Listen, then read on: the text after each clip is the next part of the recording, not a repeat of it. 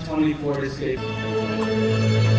She's rising, heat is on, don't think twice, turn it on, gotta take your chances, stop the car, there's nothing more I want. We can't go anywhere.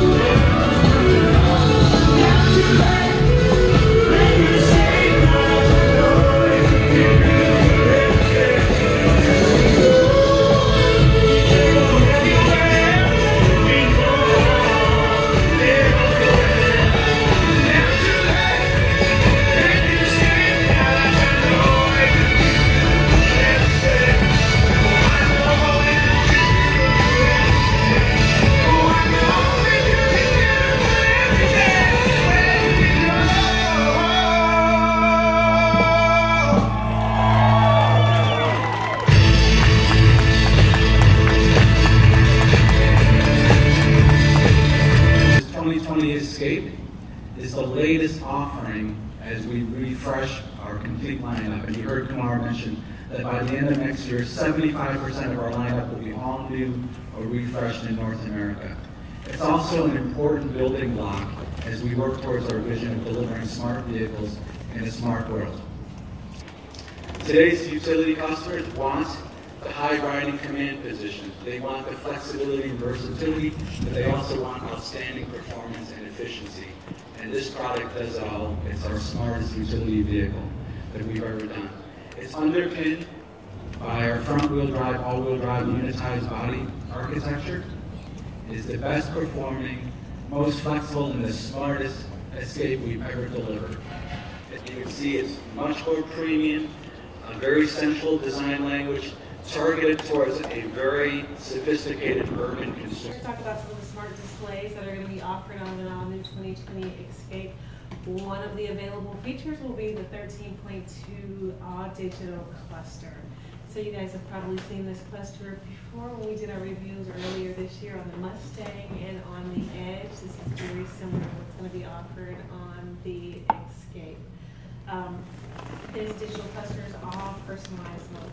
So if a person wants to just show their speedo or trip 1, 2 or fuel economy information, they can do that. If there's some more advanced features, drive assist features, they can also show that. So basically whatever the person wants, whatever they need in front of them in the cluster can be personalized to be placed.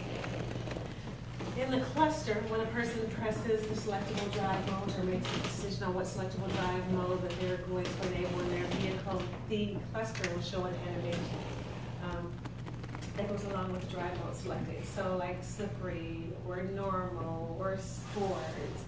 The animation basically shows kind of plays that matches the drive mode that was selected. And this basically allows the driver to look straight ahead, hands on the steering wheel, eyes on the road, and they can customize the information to be shown in that display. So things like vehicle speed, incoming phone calls, some of the driver assist technologies, which is shown on the display here, turn-by-turn directions for navigation, all can be shown, customized to be shown in the display, which is, again, straight ahead in front of the person. The SE level and above will be the 8-inch capacitive touchscreen, driven by Sync 3.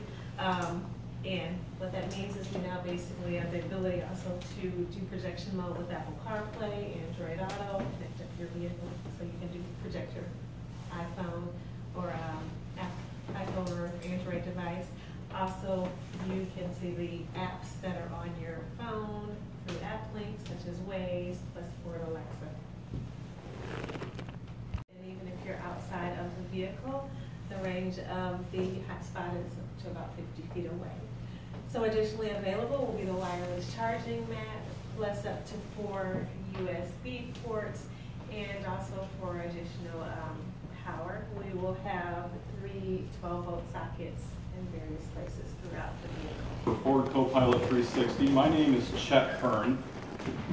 For the past 7 years, going on 8, I have worked on driver assist technologies.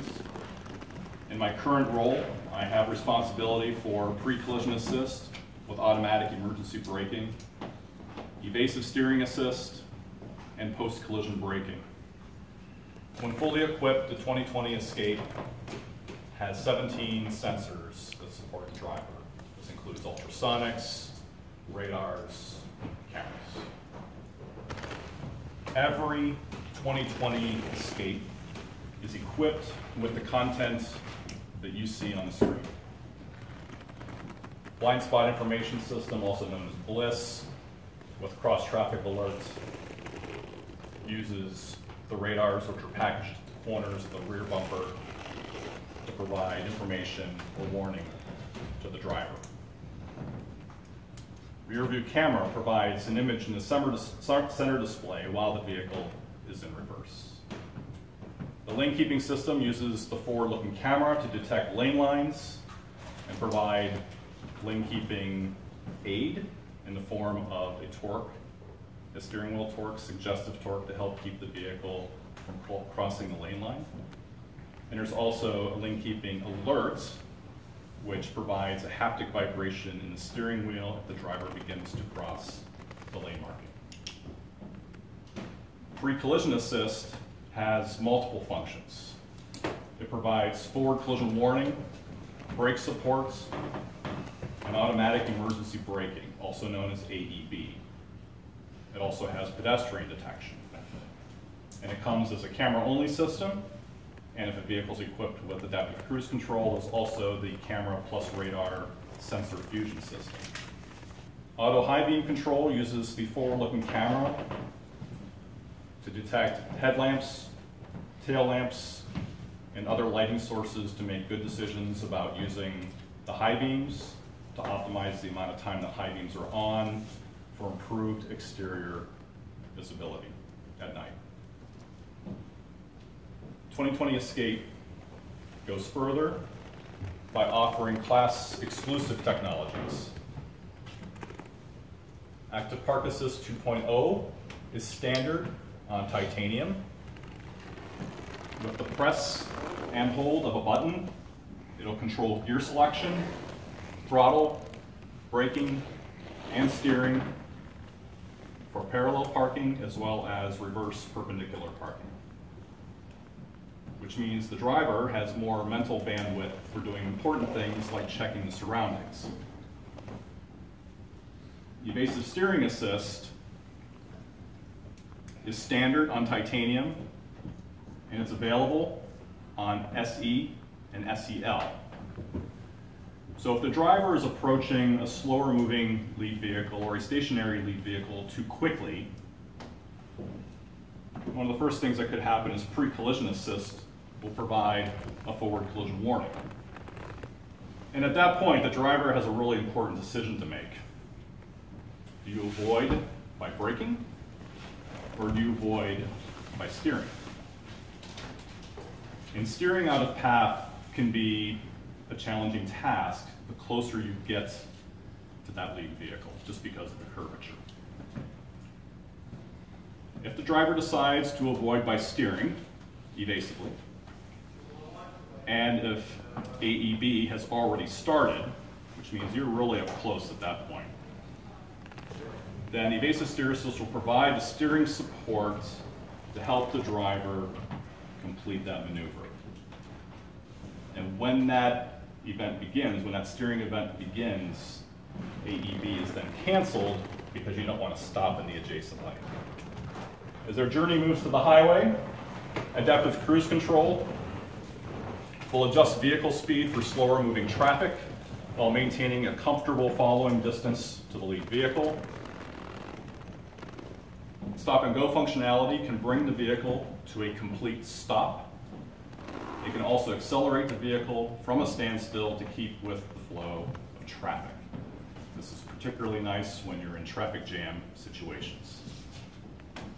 When adaptive cruise control is active and driver's hands are on the steering wheel, lane centering assist will use the forward-looking camera to detect lane lines and help keep the vehicle centered within the lane. So lane centering provides continuous support, not to be confused with lane keeping, which has more to do with providing support when you begin to cross a lane mark. Here's the escape aerial view. Now you're going to see all the different sensors. And we're going to make the transition to a nighttime environment where the forward-looking camera is looking for a vehicle that's coming, and you're going to see the high beams go to low beam because of the vehicle detected, and now we're going back up to high beams. We get home, we're backing out of our garage, we see what the ultrasonics, the bike, and we can also look at our rear view camera display. We shift into drive, and now we have forward-looking sensors which pick up on a pedestrian that's crossing paths, so the driver would get an alert, and active braking if needed. And then we also have pre-collision assist, where this abruptly slowing down vehicle, providing a warning, perhaps braking if needed to the driver. This is cross-traffic alert, using those rear corner radars to alert the driver while backing out of that space. And those same rear corner radars are used for blind spot information systems. So now the driver wants to move to the right, but the list is telling the driver not to do that. The scenery changes now to a forward-looking camera, which is looking at the lane lines, and as the driver drifts over to the right, the lane keeping system says, you might want to fix that and get back in the center of the lane. And then we go to the next scene where ACC is using the radar. We have a slower moving vehicle. Vehicle speed adjusts automatically, and as the lead vehicle slows down, the stop and go functionality brings our vehicle to a complete stop, and as traffic picks up again, it resumes from a standstill. We then go to lane centering assist, which keeps the vehicle continuously centered within the lane. And here's an evasive steering assist demo. Again, very close steering support to help clear the lead vehicle. And then finally, we're in more of an urban setting. We're scanning, using those ultrasonics to scan for parking spaces. There is a parallel spot available. The feature does the work. And it's not just for parallel parking, it's also for reverse perpendicular parking. And that's the summary of our Ford Co-Pilot 360.